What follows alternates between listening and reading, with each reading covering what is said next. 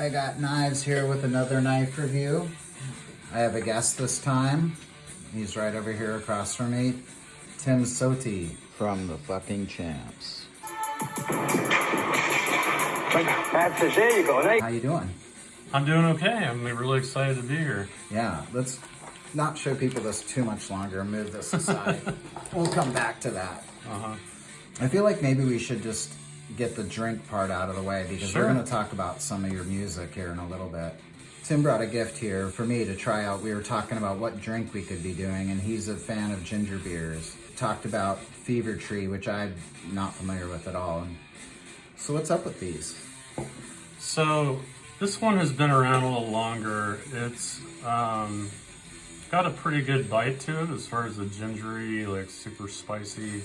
I should probably talk about how you kind of prep this. You basically have this ginger sediment at the bottom, and you kind of want to gently shake it out, and then you get all that goodness floating around more.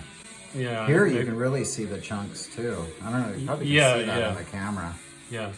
This is like the more classic one, like because they use them to make Moscow mules. Oh, yes. And you can make a virgin mule by just adding little aromatic bitters and some lime. And because I'm not really a big fan of booze. Let's crack one of these open. Yeah. We gotta, you know, of course, maybe use something like this. But... Oh yeah, there we go. Yeah. Here, you want to start with this guy? Yeah, sure. Right. Well, let's share them both and we'll talk about the flavor a bit. Kampai. Skulls. That's the one for me. Oh yeah, afterwards it's still like burning your throat kind of. Yeah. And a good burn. A little splash of that aromatic bitters on the top. Don't even stir it. This is really good. I'm gonna have to try that. Unfortunately, we don't have any here. I'm gonna try this one if you don't mind. Do it, yeah. When it starts to get to the half bottle, you can kind of swirl it around. And then it'll be really strong. Yeah. Is this one stronger or is that one? I don't know. I'm gonna find out.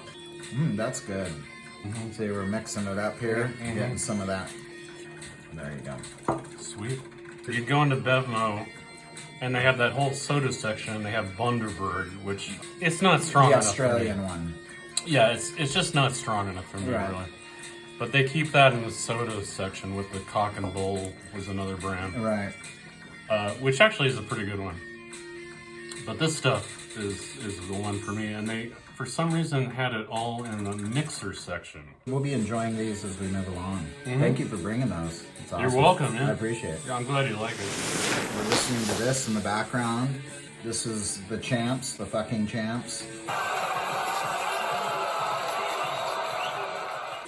At this point, did you just go as the Champs, or? Yeah, so this is weird. We got the news that Drag City wanted to sign us when we were in Atlanta, Georgia. I think it was probably 1999. We were touring with Don Caballero. Oh, yeah. We were super psyched, but we were like, you know, they're going to bring us a cease and desist because there was another band called the Champs that did Tequila, right? Tequila, yeah. And we've actually been contacted by the original drummer of that band. And he just a friendly email, but it was a little weird. There we go. We took that picture over by the Cliff House in San Francisco. And this is number 5. 4. 4. That's a 4. Yeah, you're looking at it upside down. Yeah. There's a story behind this logo too, because I was so worried about getting a cease and desist, and because we started this fucking band and we just didn't. Can I curse, by the way? Yeah, you can. You're the fucking Champs. Yeah, okay. The title of absolute world champion. So I remember drawing this on a napkin and saying, "Here, solved," you know, and then we ended up putting it on this album. It doesn't really make a lot of sense. But no, it makes perfect sense. It's history, right? Yeah. Inside, double gatefold. So young and hip and ready to conquer the world in this photo. Pretty much. This came from cardstock of drugs and food and stuff like that inside a supermarket. So this would have been over by the pharmacy in Vaughn's. Right, okay. Right. Yep, double vinyl. When I Yeah. was young and I'd get a record, I'd sit there and read it cover to cover. Yeah, I'd yeah. sit on the toilet and read the lyrics to the Black Sabbath record or something. Yeah, we kind of got the idea from Shellac, so we thank all these fucking people, you know. It talks about all the Neumann mics and all the expensive outboard gear we used. And what year did this come out? 1997. This one here came out in 2000. What? Okay, so 3 years apart, not bad. Not too bad. Yeah. This is our last album that we released as the Champs. And you had a switch in lineup, and you got Phil, I noticed. Got Phil from Trans Am. You know, Oh, yeah, he's a very, great guitar very player. good guitar player. You know, same with Tim, because we had another guy before Tim, and I knew Tim could do this music, and that's why we. I had no got him. idea that Tim could play like that until I saw you guys. And I was Yeah, like, he's got hidden skills. because if you knew his band Nation of Ulysses Yeah. before, well, there wasn't guitar They, playing like they were that. more of like a live band. Yeah. They were like, that's their whole thing. They were- Yeah, there was that Great live band. genre of music, Yeah. really, which were really cool. They were a cool band. They were really cool, yeah. Yeah, They were legendary. I'd hear about them later. yeah. He was way too cool to be in the Champs. Thanks. They don't know how to fight, and they never could be fighters. Now you're an expert on it. Nation of Ulysses was kind of like, I mean, to be serious, it was like a cool thing. That band was like To have he's a quasi famous guitar player. exactly, yeah. So to have him suddenly in your Yes. band is actually kind of cool. Yeah, it didn't go unnoticed. Let's just say that. Yeah. But then you guys all became ultra cool together. We already see a team up, and now they go back to 1v1. Because Champs was a really cool underground. I mean, I say underground because it was underground music. Yeah, pretty much. Yeah. Not commercial music. Thank you for that. I was happy with this record. Tim did a lot of writing on this one, actually, and he kind of saved us because we were starting to stagnate a little bit.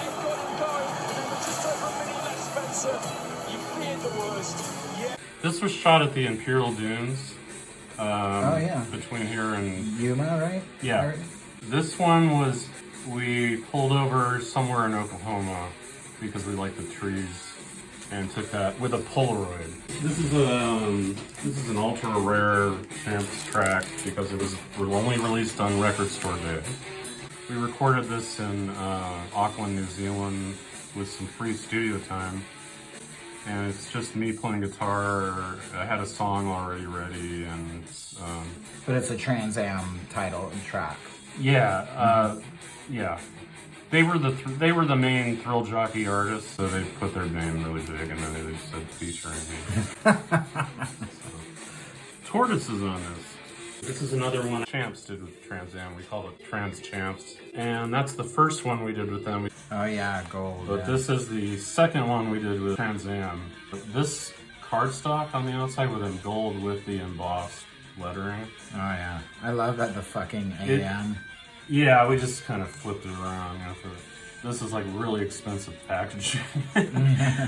But we need, for some reason, Tim had this concept of, which I think was a good concept, of just having just a gold cover, like the material gold with an embossed lettering. Pictures of us on tour. John Theodore plays on the record. He's now Yeah, John Theater. the drummer of Queens of the Stone Age. He had the band Golden. That's right. Yeah. So it kind of references that. I haven't seen him in so long. Yeah, he plays on a couple tracks on this. He was in Mars Volta too, Yeah. right? For a bit. Oh, he was in Royal Trucks. He Right. he played with Bill Oldham on some one of his records. Anyway, he's a good guy. Totally a good guy. The question still figures. Would you fight in a country to which you were politically opposed? Say one which had a very unattractive attitude towards the black man. Oh, like America? Yeah, that's awesome. Amazing drummer.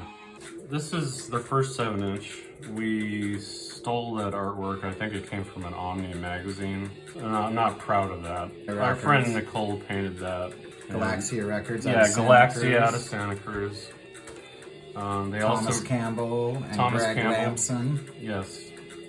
This was recently released. It's my high school band, Oh, nice. The Event, We were like a mod freak beat band. I gave this to you. It's the one with the poster and the colored purple vinyl. Oh yes, It's purple pretty vinyl. sweet color. Yeah, All little the insert photos and the story. How old were you in this picture? I think 16. That's so cool. I'm 48 now. San Diego Underground Files Volume 2, The Event. That's a good band name. Especially for a bunch of teenagers, you know, it's kind of a heavy concept, I suppose. Thank you so much. Yeah, you're welcome. I hope you enjoy it. This is a sort of prog rock band I was in. They're kind of like in the vein of like Yes, King Crimson, Goblin. Crime and Choir. Yeah, this is the first record we did. We recorded it with Tim at his Louder Studios. I was looking at this earlier and I dig this artwork with the floating Yeah, this fruit. is the main guy in the band. He was our electric piano player, Kenny. He had this concept of, he's watched this movie about all these people gorging themselves on food like this, like with these big trays. This came out on GSL, which is... Oh yeah, Sonny's label. Yeah, Sonny. Yeah, Sonny's great. Great dude. Yeah, I love that guy. He's living in Vegas now. Really? I think so, or I don't know if he still is. Last time I talked to him, he was in Vegas. What's up, Sonny? Let's talk about this for a moment. The Champs, the fucking Champs. When's the last time you guys played? The last time we got together and played was for Phil's wedding. So Josh rejoined, and we played Bach's Air on the G string. We played it as they were walking out. Oh, God!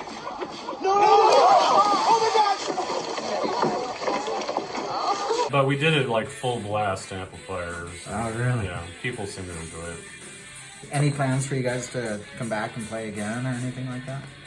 I know, I think people would probably like it, and we would have a lot of fun. I'm really, I think, the one who's kind of got my heels in the mud, you know. I got kind of bummed out, you know, for a while, and I didn't really want to bring it back. 2007 was our very last show. We played at the Great American Music Hall. We walked off stage, and that was it. I'm not opposed to doing something if we got like decent money for it. And the other thing is, I got like a real career, you know, in IT. You know, maybe with COVID passes, maybe we can get back together. Well, hopefully it will happen again. That would be cool. Tim moved that up to Grass Valley, and he's built his studio up there. Oh, okay. He's got kind of like a Led Zeppelin style thing where you can live there and record. I really appreciate you sharing all this stuff. That's super cool. And I'm having fun talking about it. I like talking about myself. That's good. Because when you first showed up earlier, you were like, I don't know about all this. You know, as soon as I told him it's only our hands here, I think he got a little bit more excited. 5 minutes before I come out, my gloves are laced up. I feel my knuckle piercing against a tight leather glove. When I come out, I have supreme confidence. I'm scared to death. I'm afraid of everything. I'm afraid of losing. I'm afraid of being humiliated. The closer I get to the ring, the more confidence I get. All during my training, I've been afraid of this man. I thought this man might be capable of beating me. I've dreamed of him beating me. But as closer I get to the ring, I'm more confident. Once I'm in the ring, I'm a god. No one could beat me. I walk around the ring. I never take my eyes off my opponent. I keep my eyes on him. I keep my eyes on him. I keep my eyes on him. I keep my eyes on him. Then once I see a chink in his arm, boom, then I know I have him. He already made that mistake when he looked down for that 1/10 of a second. During the fight, I'm supremely confident. I'm hitting him to the body. I'm punching him real hard. And I know he's not able to take my punches. 1, 2, 3 punches. I'm throwing him punches and bunches. He goes down, he's out. This track Yeah, this sounds like sitar or something. This is a vintage synth that I have. It's a Chord Poly 61M. Very psychedelic. Let's move on to sharing knives now. All right, let's just bring out the elephant in the room or whatever. All right. The Bowie knife. So I'm gonna pour myself a little bit more of this. this is supposed to be like a tactical knife, like a survival knife. That is getting more. Now that's a knife. I don't know if that works. I think you have to do like, let's see. There it is. Okay, that is cool. Okay. I'm glad you showed me that feature. And this one, what this does is you go like this. If you don't mind that I'm doing this to your No knife. way, no. I don't care. So you get a little pile of it here. And then if you had some kindling, let's see if it'll actually go. Oh, I see. It's going to sparkle up or something, right? Oh, there we go. It went a little. It just helps you start a fire.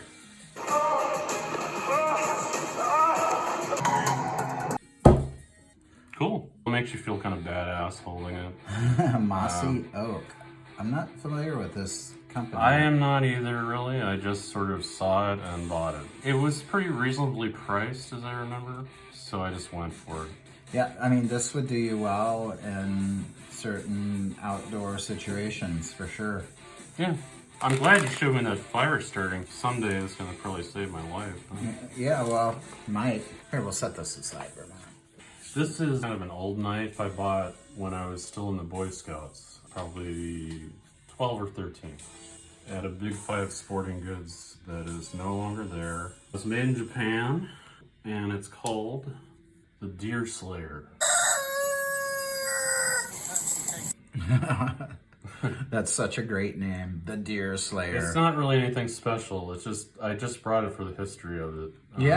So I brought this on all my camping trips, and it was my camping knife.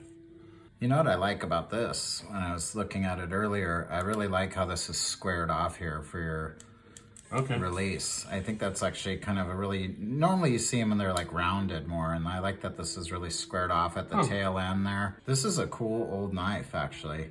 So I thought I'd show people the size of this thing compared to something they might know, which here's a Spyderco Paramilitary 2 compared to that. So similar kind of sizing, but a little bigger. And how about we look at Benchmade 940? Nice. Same handle length size about. Yeah, I need to sharpen it. I might be able to help you with that. Yeah, you've used this bad boy. Yeah, man, it was just a rough and dirty camping knife for me. Yeah, this thing's cool. I like this. Thanks. This one I bought recently. It's a Smith & Wesson kind of tactical knife. Oh, yeah. Oh. There we go. He's throwing knives at me. Sorry. Yeah. No, you're fine. Smith & Wesson Extreme Ops. Yeah, it's kind of a stupid name, but whatever. Yeah, well, a lot of knives have really stupid names. When there's a good knife name, I'm like, oh, cool, that actually has a good name. They'll have like some really like stupid name like that, or like a model number. It's always cool when they do something a little bit more interesting with knife names. Like, what was this one called again? The Benchmade 940, perfect example. It's just called the 940. What's better, Extreme Ops or the 940 as a name? I would say the 940 is better at that point. The Spyderco Paramilitary. See, that's like Extreme Ops, Paramilitary. But it's so elegant, you know, you got the digital camo. And I like my purple there, yeah. Oh, yeah. This is my trusty box cutter. I bought it at Ace Hardware. It's super sturdy. I probably use this blade the most. Just because it's a utility knife, you know, Right. I need to open my packages and break down cardboard and shit like that. If this starts to dull, retract that, pull that down, and then plop a new blade in, drop it back in. Bam. Nice Good and to easy. go. That's something you would just throw in your toolbox. It can take punishment, you know. You could Totally. go.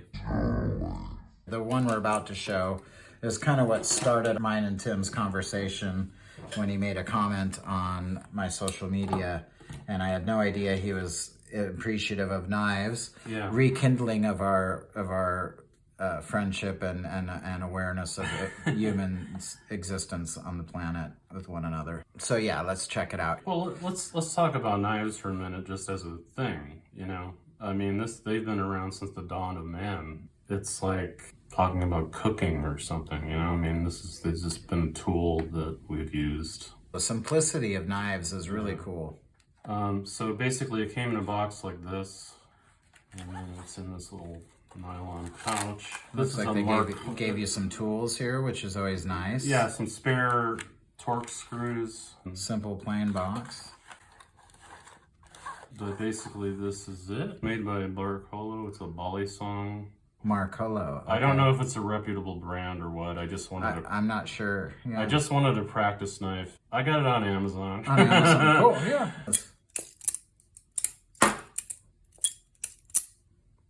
He's going. There we go. Cool. I like the color of that. The blue, dark Yeah, I blue. really like the color. Almost feels like it goes black when you hit it in the right lights. And then it goes purple under there. Dark blue to purple, and then to like a yellow, pink, rainbow. That purple is crazy. Huh? There's a name for that treatment, and I can't remember it right now. But Anodizing with a spring latch. I like how the latch comes out. Yeah. Yeah, so when you're flipping, it doesn't like Right. It doesn't like. Yeah. That was a big problem with the cheap ass one I bought from Kobe Swap Meet, actually.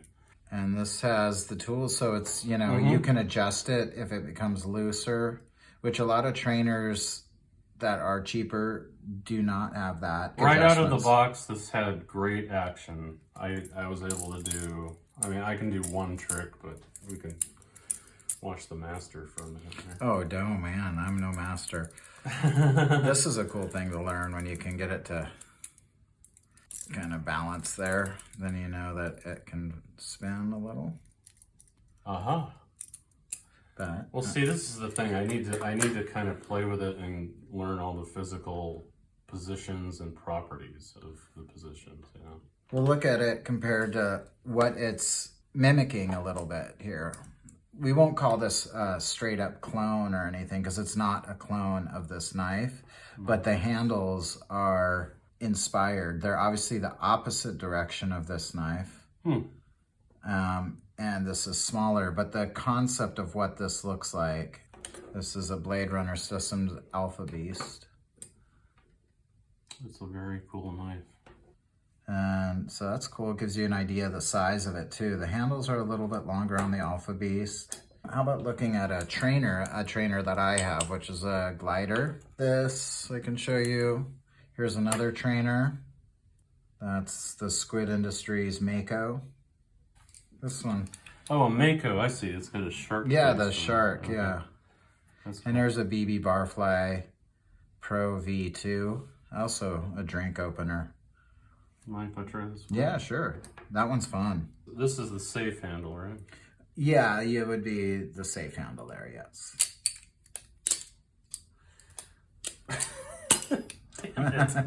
I'm sorry. No, I think you hit yours. Damn it. Okay. Here, I'll move this. I'll give you. Yeah, Let's yeah, give him yeah. some room. I don't want to like mess No, that up. I don't mind one bit. You've once seen a drummer twirl their drumsticks. Now you've seen them twirl a Balisong. Do you think you twirl your drumsticks better than you twirl your knife? Probably.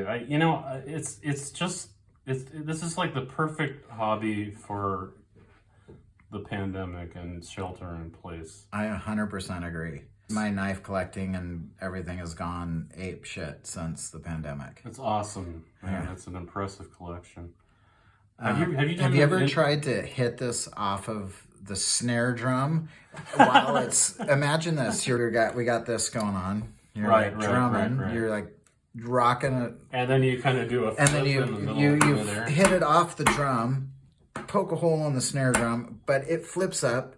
It does like this kind of a thing, and then you kind of take it and this kind of comes back here, and you're like end of song. No, but I might want to try that. Yeah. I think for the Champs reunion, maybe something like that. I've seen the Champs play before, but I would definitely come to that show. Okay. Okay, I'll think about it. I think actually the Champs we played a show together once. Yeah, well, at the Metro in Chicago. At the Metro in Chicago, yeah. Yeah, I remember that now. You guys had a saw player. That would be me.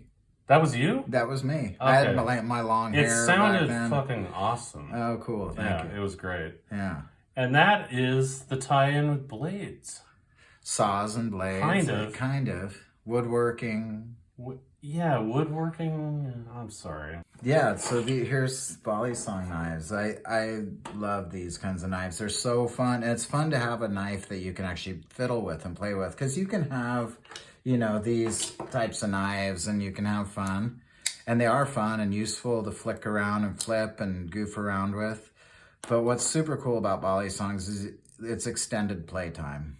It just brings more time spent being intimate with your knives. It becomes like this thing that you can really toy around with them, and they're meant to be flipped and kind of played with. And even though they're very sharp at times and dangerous, and I use the word playing with, and people might be, you don't play with knives. I fully play with knives. People say, you're going to poke your eye out. And I might, but... There's no shame in that. Yeah. You know, some knives are meant to be played with. That's just how it is. Others are meant to be put on a shelf, maybe, and appreciated. Others, like this, you take to work or whatever. So this is the fantasy I have. Like you're in some alley, and you whip this out and, you know... And then the other person pulls out a sword and chops you from head to toe.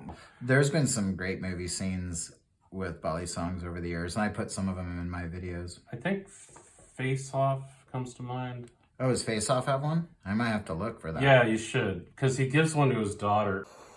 Do you have protection? What, do you mean like condoms?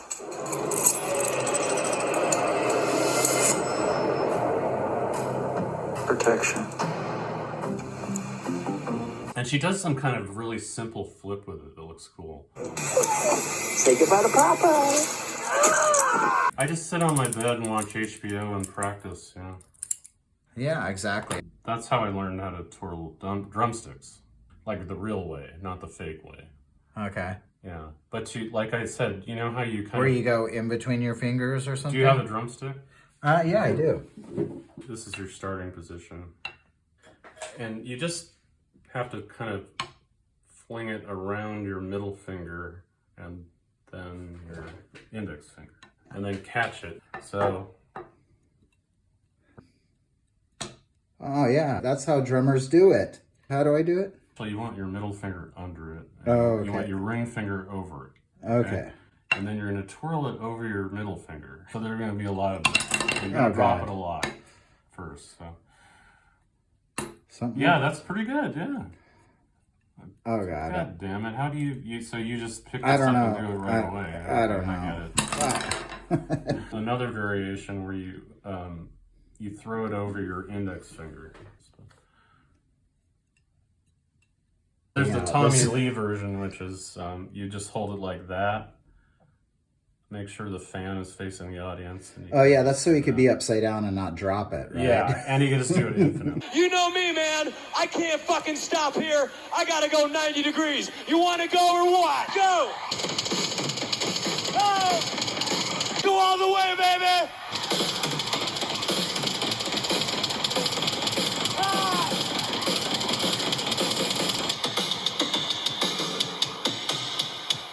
The motherfucker who's throwing that shit might have to deal with my ass coming out and kicking your fucking face in. So fuck it. Stop throwing shit at me, man.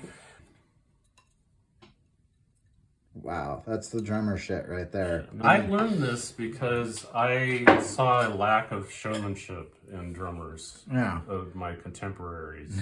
So I was like, fuck it. All of his free time was devoted to training, which immediately led to amazing results.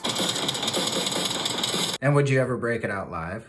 Yeah, I always broke it out live. I had special moments I would do it. I wish you guys could see this because he's back here air drumming and flipping this thing in circles, and it does look really cool. Maybe next time. You know what's sad about me is anytime I'd get behind the drum set, everybody would leave the practice space. Oh, that's how I learned in the first place. I had a full PA, drum set, bass amp, and guitar amp, and mic stands in my bedroom. Okay, I lived like that. Since the drummer left his set there, I would get on the set. Yeah, I was curious. Yeah, just to screw around. And then you got better than most drummers. I'll admit that I'm like, okay, I can do some things. We got knives and drumsticks. Thank you for showing up, sharing your different array of knives here and the history and story of your knives and music, all the stuff. My pleasure. Yeah, it's been awesome. And thank you guys for watching. This is Damn Right I Got Knives and Tim. We're signing out. We're out of here. We're gonna go drink some more ginger beer.